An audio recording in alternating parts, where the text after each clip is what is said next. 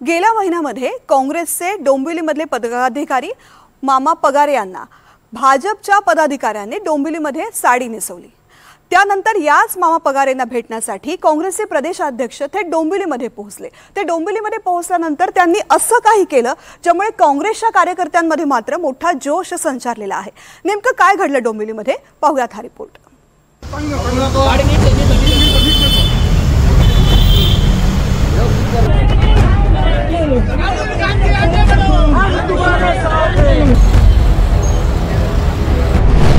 भाजपनं साडी नेसवली, काँग्रेसनं खांद्यावर घेतलं। भारतीय जनता पार्टीचा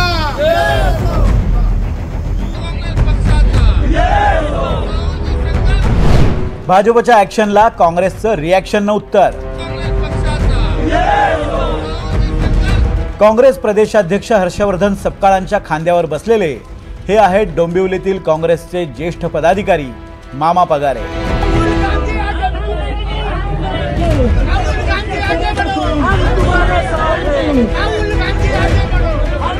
डोंबिवलीमधील काँग्रेसचे ज्येष्ठ पदाधिकारी मामा पगारे यांनी काही दिवसांपूर्वीच मोदींचा वादग्रस्त फोटो सोशल मीडियावर शेअर केला आणि यानंतर भाजपच्या पदाधिकाऱ्यांनी मामा पगारेंना साडी नेसवली।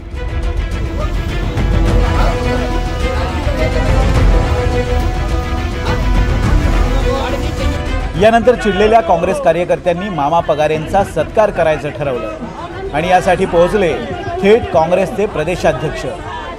काँग्रेस प्रदेशाध्यक्ष हर्षवर्धन सपकाळांनी थेट मामा पगारेंना खांद्यावर उचलून घेतलं आणि स्टेज गाठलं। सपकाळांनी यावेळी त्यांना कोट घालून त्यांचा सत्कारही केला।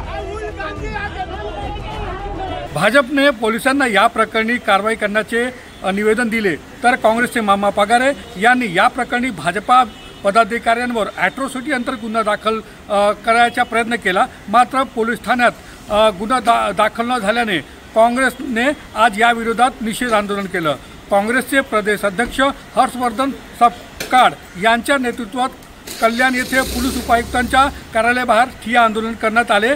आपल्या निष्ठावान आणि सच्चा कार्यकर्ते असलेले मामा पगारे यांना खांद्यावर उचलून त्यांचे दोन्ही हात उंचावून काँग्रेस त्यांच्या मागे ठामपणे आहे हे दाखवण्याचा प्रयत्न काँग्रेसचे प्रदेशाध्यक्ष हर्षवर्धन सपकाळ यांनी केला। प्रदेशाध्यक्षांची ही कृती पाहून सर्वच काँग्रेस नेते, पदाधिकारी आणि कार्यकर्ते अवाक झाले। मामा पगारे यांनी यावेळी सुद्धा संघाबाबत वादग्रस्त विधान केलं। आजादी के जंग में क्या बात है, आजादी के जंग में दो तरह के लोग थे।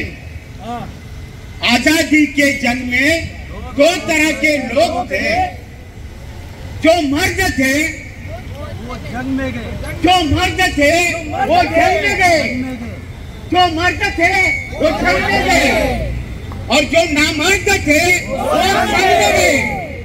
आणि दवाखान्यातून बाहेर खेचून आणल्यानंतर त्यांना दमदाटी करणे, त्यांना जातीवाचक टिप्पणी त्यांच्यावर करणे, जातीवाचक कटाक्ष त्यांच्यावर टाकणे, जातीवाचक उपहास त्यांचा करणे आणि त्यांना जे त्यांच्यासोबत जे कृत्य केलं त्या कृत्याचा हे अत्यंत संतापजनक आहे आणि भारताच्या संविधानाशी त्याचा थेट संबंध आहे। कारण आपले संविधान समता, बंधुता, सामाजिक न्याय एवढंच सांगत नाही तर त्याच्या पलीकडे जाऊन प्रत्येक व्यक्तीची प्रतिष्ठा देखील त्या ठिकाणी ही सांगितलेली आहे।